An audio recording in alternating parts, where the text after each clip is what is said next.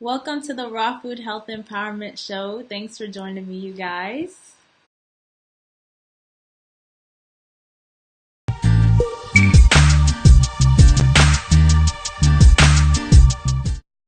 It's my cute little intro for you.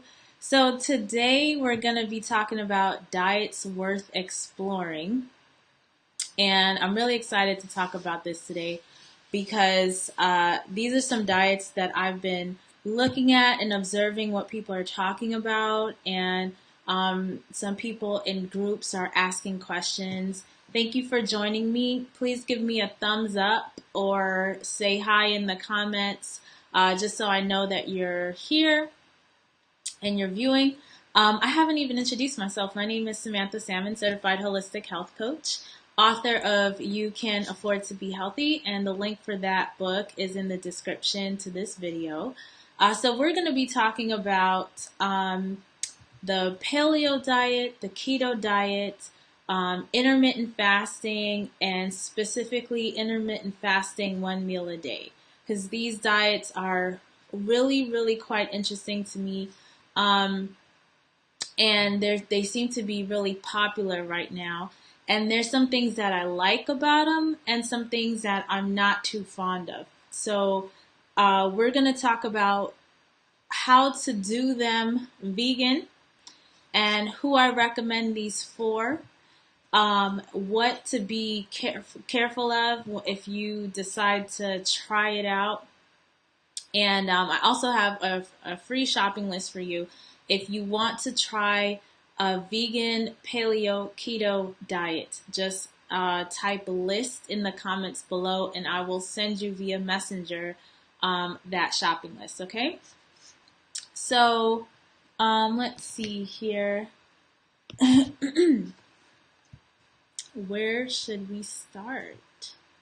All right, so what inspired this whole thing? In one of the groups that I'm in, someone said that, she's been vegan for a while, but she's just starting her keto journey, and she has more energy and feels less hungry. And before, she was hungry a lot and would keep loading up on fresh fruit, thinking that it was good for her. And then she would feel tired, and she kept thinking, what am I doing wrong?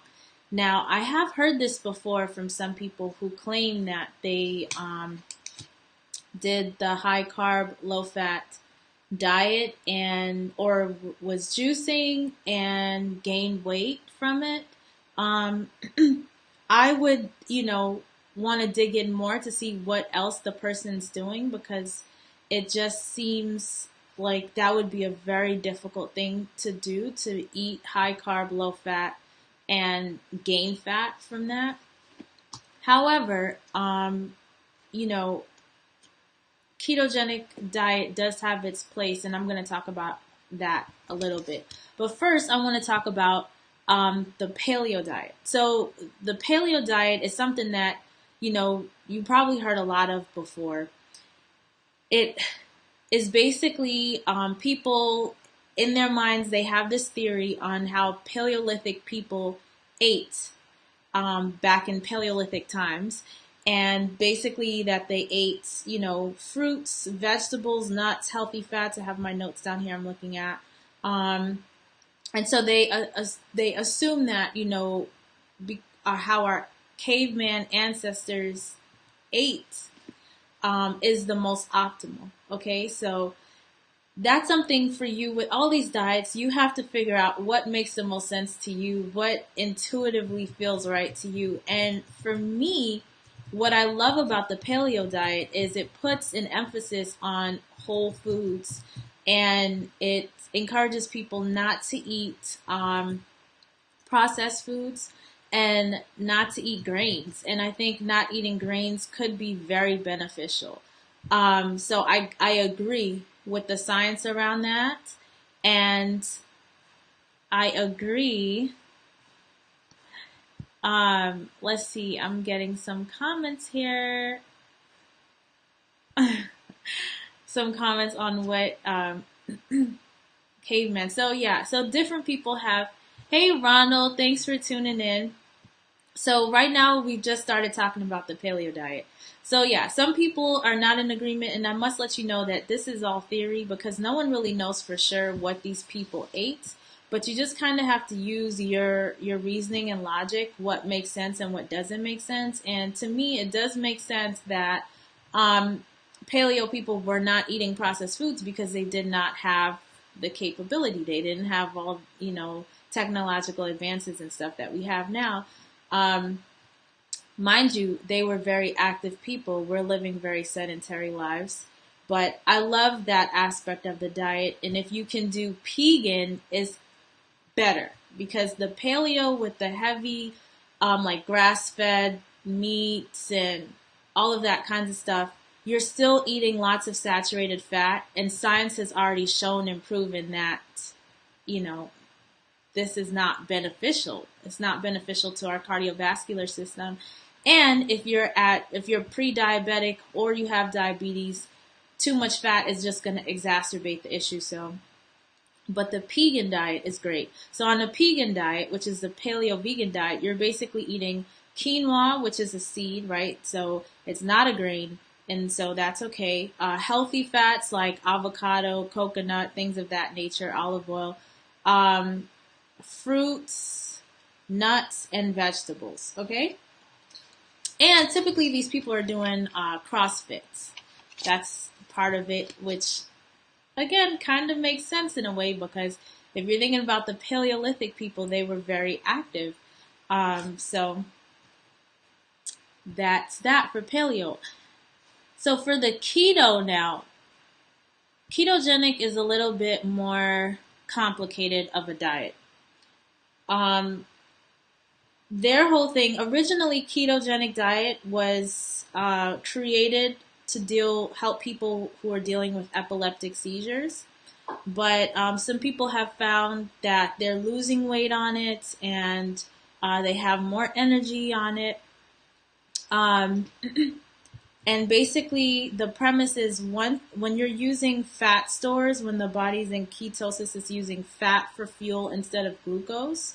So it's a high-fat, low-carb diet. Now, with these numbers that you see on the screen, this is a very conservative ratio for someone who's probably eating lots of carbs. So if you're like me, eating a high-carb, low-fat diet, and you've been doing that vegan for a long time, and you want to try keto, this breakdown, this ratio, would be a good goal to reach first, because it's just easier to have the higher proportion of carbs. The carbs for keto, they want it as low as possible. So let's see what else. Typically, when you start a ketogenic diet, you would start with 24 hours of fasting and then gradually introduce the diet after that. On a keto diet, basically you're doing low-carb vegetables, low-carb fruits, nuts and seeds, healthy fats like avocado, olives, coconut, and also coconut milk, coconut oil, things like that. But you're not consuming grains, you're not consuming beans, you're not consuming sugar and processed food. So it's very similar to the paleo diet. However, vegan ketogenic eaters are utilizing a lot of faux meats and cheeses in order to meet these ratios. So they're eating like Beyond Burger, tempeh, seitan, tofu, vegan butter, things like that. And some healthier stuff like hemp hearts and coconut yogurt. MCT is a big, supplement or something that you would say that the vegan keto or all ketogenic people are consuming, actually. MCT oil. What else more do I want to say about this? So the benefits of keto, okay? Mental clarity and sharpness. This is like the biggest thing for me that I really appreciate about keto, and also intermittent fasting, which we're going to talk about next. both of these are great for the brain. Science has been showing that it's great to ward off Alzheimer's disease. So it's great for the nervous system. Some people are reporting more energy, reduced cravings. And I think the reduced cravings part is because it's such a high fat diet. People are, more satiated, so they're not feeling like they need to snack in between meals with this diet. So one thing that I'm not really liking about what I'm seeing in the vegan ketogenic community is all the packaged foods that's being consumed. But I kind of understand why that's happening because, like I said, the ketogenic diet is very complicated, right? Like you have to test with these testing strips for ketosis and all that to see when you're in ketosis, and keep track of that. And you have to have all these measurements for your fats, your carbs, your protein. So you have to track a lot of things. Like I'm assuming you get to a certain point, just like when, someone first starts maybe like an 80-10-10 diet, they're tracking stuff in the beginning to get an understanding of what their meals would look like, what kind of foods have certain amount of calories to make sure they're within that 80-10-10 range. So like if you're going to go after a ketogenic diet, you really have to be tracking all of that stuff. Ronald's asking, okay, is it true that cooking the food makes it virtual poison in our bodies? Someone said in a documentary that our bodies treats cooked foods like an intruder. So it really depends. Certain greens, when you cook them, they become carcinogenic or toxic to the body. Certain vegetables, you can't actually digest it unless you cook it. So it really depends on the food. And at the end of the day, it's really going to boil down to what's feasible for people. What I've learned working with clients is that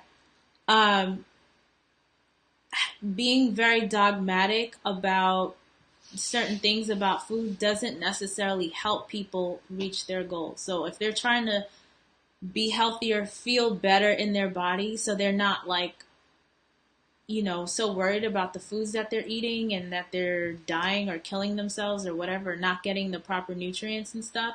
It's about meeting them where they are and seeing how best they can eat as healthy as possible, which would be as much fruits and vegetables as possible and in its raw natural form as much as possible. And that's going to vary from person to person.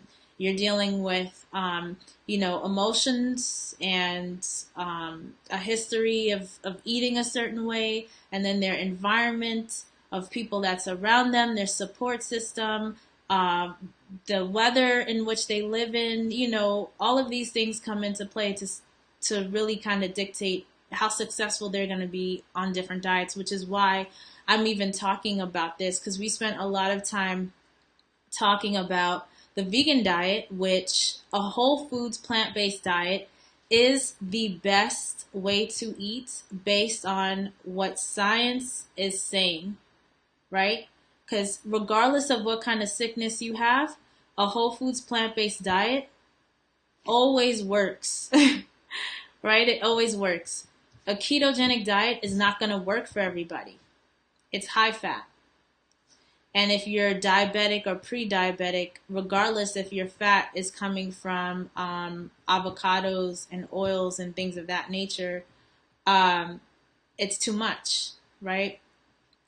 So, however, if you are transitioning into a raw food diet, because just so you know, there are people who are doing vegan ketogenic diets right now, and there are also people doing raw food vegan ketogenic. And I feel like if you are transitioning to a raw food diet, doing it the keto way may actually be beneficial because typically when people transition to a raw food diet, they're doing heavy fats like lots of the gourmet meals and things like that. But if you're doing it in a scientific way, which the keto way is, it's very scientific, it's very precise. You have to follow these rules in a way in which you're burning fat stores, then you don't run the risk of gaining too much weight and not feeling too good. Just drinking my smoothie. This is not keto, but definitely paleo. Yeah, so for me personally with the ketogenic diet, what I love about the shopping list, that if you want that paleo vegan keto shopping list, just type list in the comments below so you can get that. What I love about that is, me personally, I've been vegan 9 years, and I've been following an 80-10-10 lifestyle, because I noticed for me, when I was eating raw in particular, because that's when I really felt it, and I was eating a lot of fats in the beginning, and my stomach just was not feeling good. Like, I was feeling pain. So I learned in that process that I can only handle a certain amount of fats per day, right? Without feeling physical pain. So 80-10-10 worked really well. I love fruits, a small amount of fats, it makes sense. However, since that time, right, so this is a 9-year journey of learning along the way, I have swung into an extreme direction of having about like maybe 0 to 2% fat consumption on a daily basis. And that's not healthy either, because when you think about the brain needs healthy fats, right? Our nervous system needs healthy fats. So sometimes you can get a little bit too carried away. So that's what I really appreciate about this keto shopping list, is that I personally am using it to focus my meals more on low carb, because I also feel like I've been excessively consuming carbs, which, it's not bad, but it's nice to observe how your body is. A diet that will work for you in your 20s isn't necessarily going to work for you in your 30s. That doesn't mean that you should throw all science out the window, right? Science is still science, fact is still fact, that we shouldn't be consuming animals and animal byproducts, because it's just not good for our cardiovascular system at all, regardless of your age. However, at the same time, how much fat, protein, and carbs you need on a daily basis is going to differ for each person based on their age, their activity level, their stress levels, your environment, are you getting sun? Are you not getting sun? So we're changing. Our bodies are changing. Our hormones are changing. And we're all different. We're all unique bodies. So that type of thing is going to vary for each individual, depending on where they are at that stage, at that time. So I know, like, for me personally, 80-10-10, high carb, low fat was doing great. Now I'm 31, just turned 31 on the 10th. And so I feel like my body's telling me I need to consume more fat. And because I've been eating so much carbs and so little fat for so long, I have to really make a conscious effort to focus on that. And so to really just like do my best to eat as many low carb vegetables, make that like the mainstay in my meals and stuff like that. So that's what I really like about the shopping list. Kind of help me look at my plate a little differently. So then the last thing I want to talk about, which is like probably my favorite out of it. I mean, I really love paleo. I least like keto because high fat, like I said, it's just not good, period. But it's good for a transition, right? Having 60, if you saw that that pie chart that I showed you here, 60% fat. I mean, even though that's a modest amount, it still feels very crazy to me. However, some people say they're thriving on it. But intermittent fasting, okay, so to explain what intermittent fasting is basically where you fast for a long period of time every day. You have a fasting window and a feasting window, okay? And the benefits, so these benefits in particular is a 1 meal a day fast. So let me just back up a little bit and just kind of focus on intermittent fasting basics, right? So you have your fasting window and your feasting window. And they're different types of intermittent fast, and you can be as flexible and as strict as you want to be. I have typically, and if you read my book, then you know that I've typically have been doing a 12-hour fasting window, 12-hour feasting window, right? Then I felt like, along with the same thing as I told you before, where I was just feeling a little bit tired and not as much energy as prior. So, and I felt like I was overeating a little bit too much. And, I know where that comes from. I know I personally have struggled in the past with food addiction. And so that's what intermittent fasting, I think, is like the best thing for people who struggle with food addiction, because it puts like enough restriction and I don't know, I don't want to use other people's terms, but kind of like guardrails or support rails to kind of limit overdoing the eating, right? With a food addict, it's like it's either yes and they go crazy, or it's no, right? So with a food addict, it can't just be ambiguous. It has to be like very strict and very regimented. Okay, this is what you're eating. This is when you're eating. This is how much you're eating, that type of thing. Now, for somebody who's a type A personality, there's certain programs. For example, Bright Line Eating by Dr. Susan Pierce Thompson, I believe her name is. If you want to read that book, it's a really good book. She talks about her story of being a meth addict, and taking all sorts of kind of drugs, right? She just was really off the deep end with addiction. And she got over it with a program, but then her new drug of choice became food. So she really blew up to like over 200 pounds. And then she came up with this program, Bright Line Eating, where basically she talks about you have to have these bright lines if you're susceptible to addictions. Okay, so now when you look at it from the perspective of a food addict, with her Bright Line Eating plan, you have to measure. So that's kind of like the keto people, right? It's very regimented, very strict. You have to measure all these things. With Bright Line Eating, you have to measure. You have to have scale, and it's like 4 ounces of this, 2 ounces of that. It's very particular. You can only have so much in this, so much in, so much for lunch, so much. And it's like, you have to stay within those lines.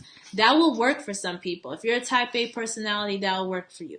Now, some people it's not going to work for. I know for me, I'm not going to take a scale out and measure stuff, okay? I want to eat and just enjoy my food.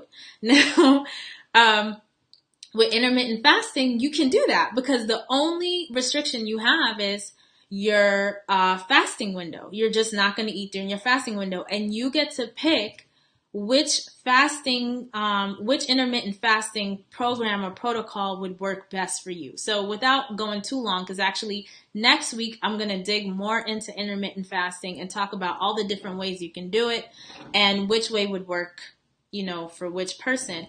But I used to do a 12-hour feasting, 12-hour fasting. I've now moved into 16-hour fasting, 8-hour feasting. And I'm really enjoying that because I noticed that I am more in control. Like I'm not, eating like crazy because I work a lot. And so my brain is working a lot, and I tend to just eat for fun or eat for boredom or just eat because other people are eating, and it's like a social thing.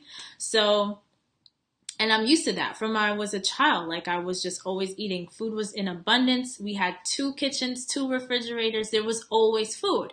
So, I'm just used to that. What's worked for me though in keeping a normal weight and losing weight was being, whole foods, plant-based, low fat, being on that low fat diet, right?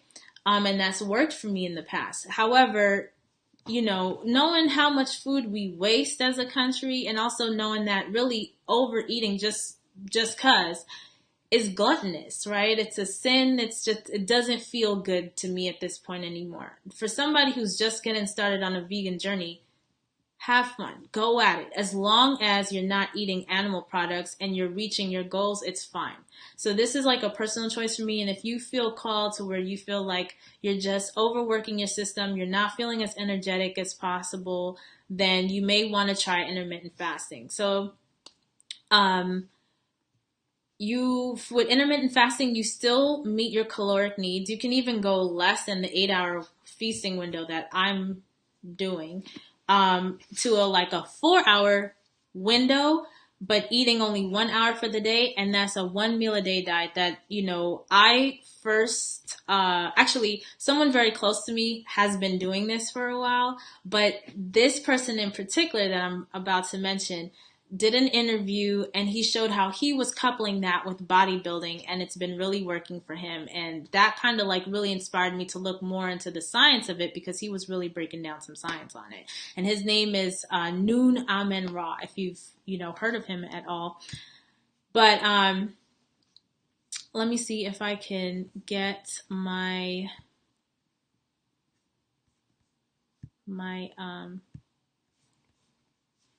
thing back up here. 1 second, guys. Okay. Okay, so the 1 meal a day intermittent fasting benefits. So basically with 1 meal a day, you have a 4-hour window that you say you're going to eat. Let's say it's 12 to 4, or it can be 4 to 8. Anytime within that window, you're going to have your 1 meal for the day that's going to meet your caloric needs for the day. So if you're doing 1,500, 2,000, whatever, you're going to eat it at that one period. And these are the benefits that people are seeing with the 1 meal a day intermittent fasting on a vegan diet. They're losing weight, they're sleeping better, which I can attest to just with the 8-hour feasting window. It just feels better in my body. I do sleep better because my system is not digesting as much food, as before. You enjoy food more. So that's a typo, not enjoy more food. You enjoy food more because you're restricting in a way. So the flavors of the foods that you're used to eating actually get enhanced. So it's a more fun, enjoyable experience. It's, like I said, has been shown to protect against Alzheimer's. You have more energy. And you can focus on the foods that you enjoy as long as they're whole foods and plant-based, because you still want to be healthy, right? But, just not be, you don't have to be more restrictive than that. So what else more can I say about this? Oh, so fast and feast, right? So during the fasting period of intermittent fasting, you're basically drinking liquids that are non-caloric. So if you like coffee, that's something you can drink. Tea you can drink, of course. Water. It looks like people are drinking more water on keto and on the intermittent fasting diet. It just pushes and encourages people to drink more water. Otherwise, especially with keto, if you're not drinking sufficient water, people are dealing with issues with constipation. What else can I say about this? I don't know if you guys have any questions about any of these diets: paleo, keto, intermittent fasting, 1 meal a day. But in terms of this guy, Noon Amen Ra, he's building muscle doing intermittent fasting 1 meal a day, and he's doing it vegan. And that just goes to show you that whatever was told to us in the past about diet, you need to have this and you need to have that, I would just throw out any type of indoctrination because there are, examples all around of people defying, some of these myths and theories from the past. Like, we probably didn't even know they were theories until people started to defy them.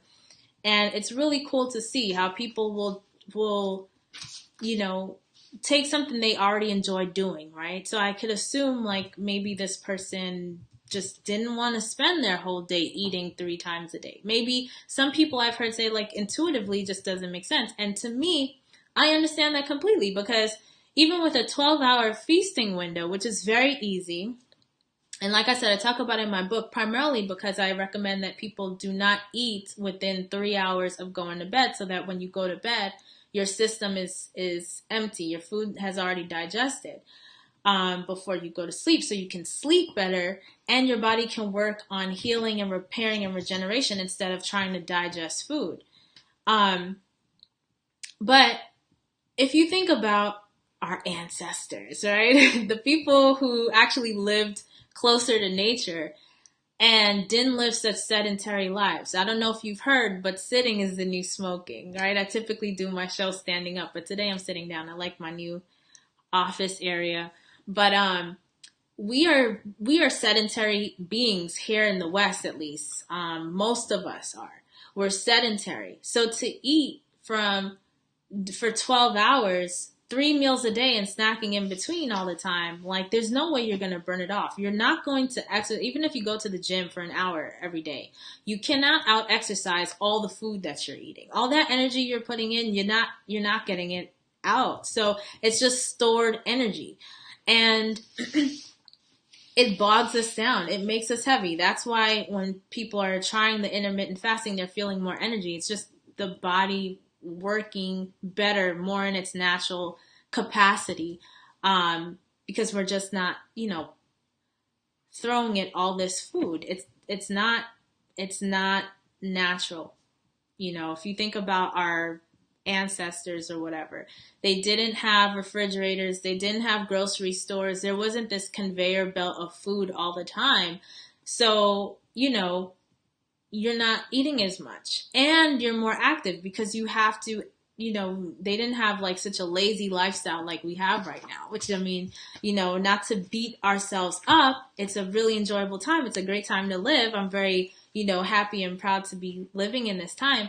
At the same time, we are living sedentary lives. We are really lazy because people complain about even going to the grocery store and making food from scratch. When you think about, like, I just finished watching the show Rome. If they weren't making the food, how are they going to get the food? Like, the food had to be made from scratch. Like, you know what I'm saying? There's no like machinery that's just doing everything. You have to, or else you don't eat. And that's, this is like a basic thing. It's our basic need. It's like saying, oh my God, I have to shower every day. That sucks. Like, come on, this is just, you have to take care of yourself.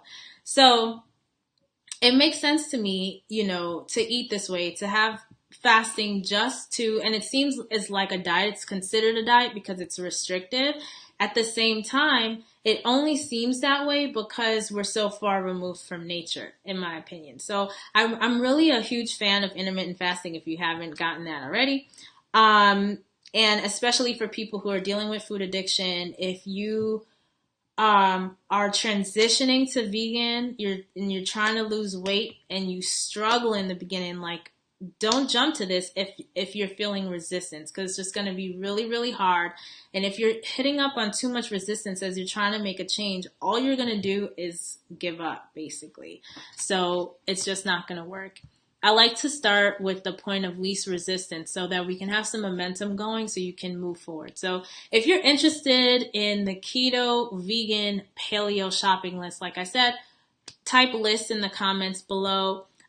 Even if you don't want to go keto, it's good to know what the low carb fruits and low carb vegetables are. If you find that you've been high carb for a while and you're not really feeling your best, then this list, you can utilize it to just kind of focus on some different foods to put your meals together and see how your body responds to that. Let's see. Intermittent fasting. Oh, someone said, which is good, I wanted to share, that within a month of fasting, it's helped them get off of diabetic medication. And also, it's been recommended for people who have a mentally taxing job. Fasting is really good, but if you, because it works great for memory and it's great for, mental stress and things like that. However, if you have a very physical job, then a ketogenic diet is more recommended. Again, like I said, this is what's out there.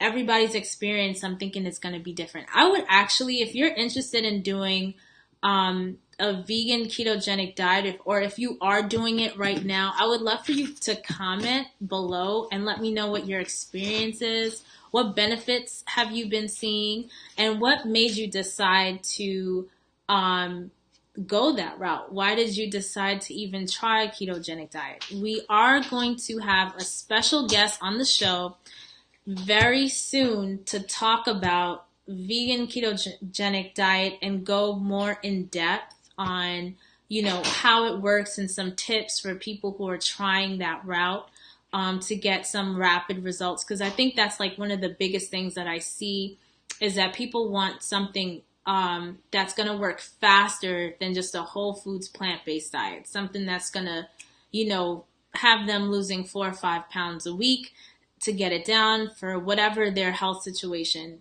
is. And people have been experiencing that on a vegan ketogenic diet. Now, I'm not going to say it's not difficult, because they want, with keto, you want the carbs to be so low, and plant-based food, it's primarily carbs, right? It's a carb heavy lifestyle. So, but it's feasible, it's doable. And like I said, the vegans are doing it and raw food vegans are doing it. So thank you guys for joining me today. Definitely tune in next week where we dig in more on intermittent fasting. And if you have specific questions about intermittent fasting, 1 meal a day, ketogenic, paleo, any of these diets, put them in the comments below, because I'm sure I didn't get to everything, but these were just like the primary points that I wanted to touch on, just to give an overview about how I feel. And basically that final note, I love paleo. We should all be eating whole foods